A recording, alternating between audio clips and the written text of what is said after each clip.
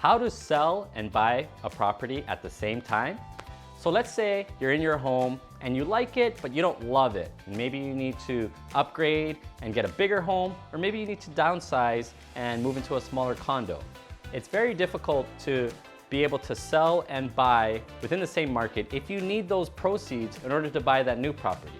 So what I recommend is, first, you sell. But you can also make it contingent upon finding a replacement property. There are some buyers who are willing to wait for you.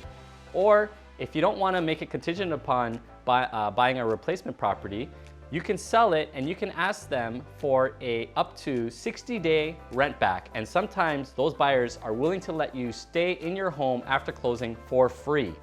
Now, you'll have the money in the bank after closing, and that'll give you another 60 days to be able to go shop around and find a new home. And that should be more than enough time if you have a capable agent. So that'll be the best way in order to be able to change your lifestyle and your living situation and only have to move once. Because the last thing you want to do is sell your home, rent someplace for a little while, and then move again and buy a new home.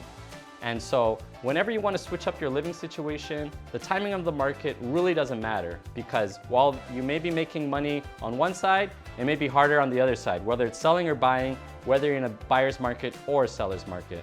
So it's important to have an agent who's going to be able to craft the situation for you to make it hassle and pain-free, and so that you don't have to worry about deadlines as much.